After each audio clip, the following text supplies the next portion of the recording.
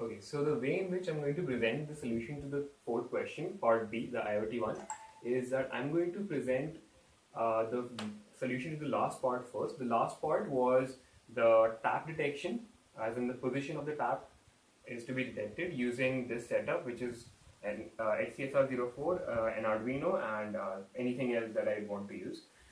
And the thing is, I'm gonna get that point and I'm gonna display it on a graph here.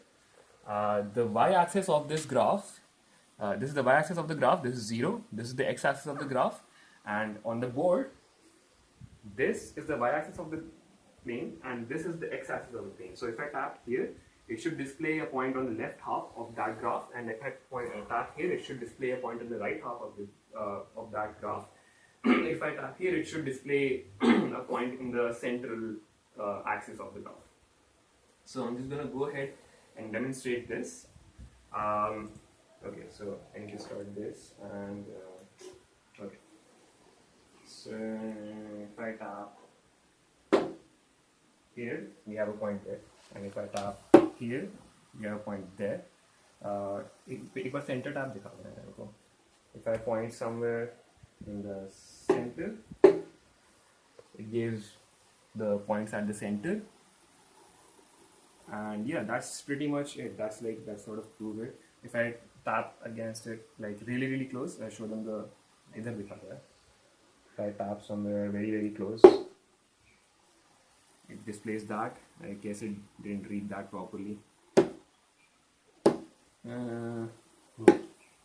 Yeah, okay, so it detects the tap, and the way it detects the tap is that I'm using an accelerometer on this thing to detect the jerk, like the change in the acceleration that it feels. And there was another way to detect the tap, which was to put silver foil or something like that on this entire board and have another like complete electrical connection every single time you tap. But I think that would require too many changes to the environment. This, on the other hand, does not rely on making changes to the environment.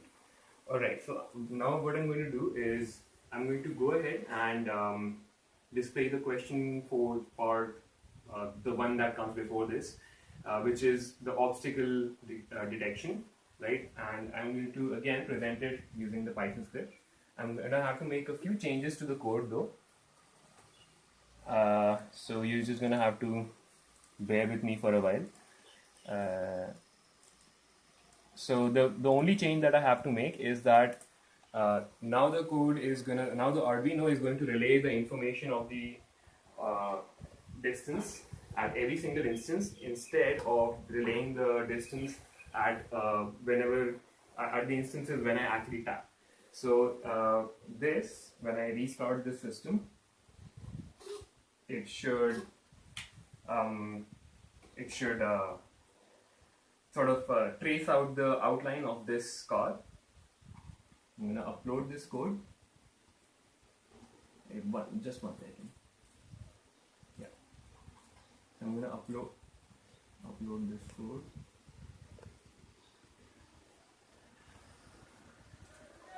Okay, so while that code is being uploaded, the reason why I haven't used a servo for the feedback on the angle is because, as you can see, my servo tends to jitter a lot. If you could just close in on that. As you can see, my servo tends to jitter a lot, and this is a problem that can occur with a lot of electrical machines, which is that if they lose, if they have mechanical wearing, they can start oscillating like this. And I wouldn't want that to affect the accuracy of the measurements. So now the code has been uploaded, and I'm going to go ahead and display that. Okay, F5, here we go. It's going to start. Okay, alright, it's tracing out the shape of the car, I believe. I'm just going to place it like so, and it should be tracing out the outline of the car, or at least something close to that, I hope. You should maybe get a top-down look. This top-down look दिखा दो एक बार. So the outline is something like my dad's feet there, and then I have the car outline here, and then I have my own feet here, and it's sort of showing that this is the car. This would be maybe this would also probably be the car, because the thing is it's not a solid flat object. This car is not a solid flat object. It has a lot of curves and edges, so it can reflect a few different distances, but it's pretty much consistent. And the distance measurements are also pretty accurate. This is at a distance of about 30 centimeters from the sensor's extremities, about 30 centimeters, and the closest distance, the distances are also at around 30 centimeters, as you can see on the graph. And yeah, that's pretty much it for the object detection. Now I'm going to go ahead and explain how this works. So the way in which this works is that I have an Arduino Mini Pro, which is using interrupts to read the pulse generated by the ACSR04. And the reason why I'm using pulse, using the interrupt method instead of the pulse in method, is because the pulse in method is a blocking method, and because of that, if I use that method, what's going to happen is I generate a pulse. I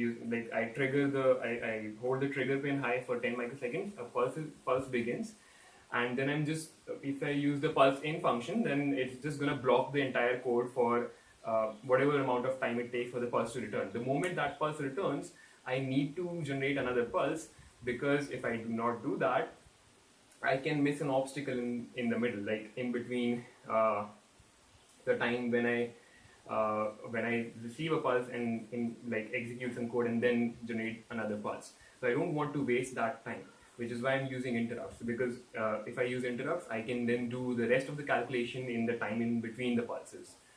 As in the time taken by the pulse to come back, that's the time I can use to do the other calculations.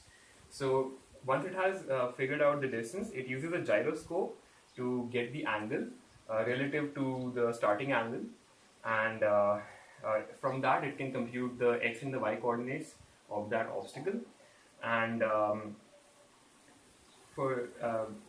once it has those x and y coordinates, I send those x and y coordinates by serial to the computer, where a Python script reads the data and it just plots the data on the graph.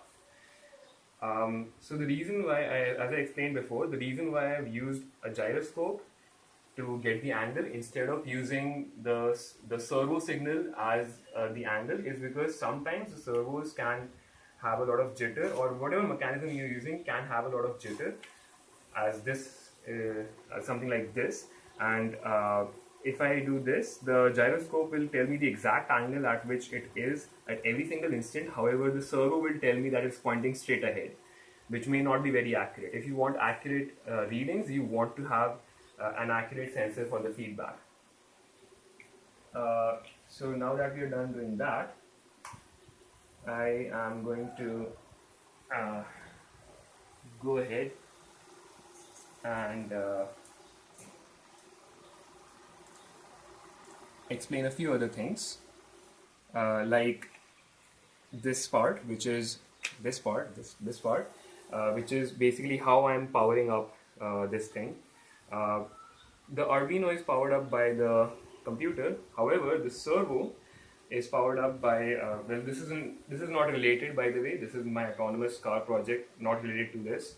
The only reason why this is here is because I'm using the ESC from this thing to power up the servo, and the reason why I'm using the ESC from this and not the computer's 5-volt supply is because that ESC requires 6 volts and it requires a lot more current as compared to these things. So it would probably fry my USB port, if nothing else.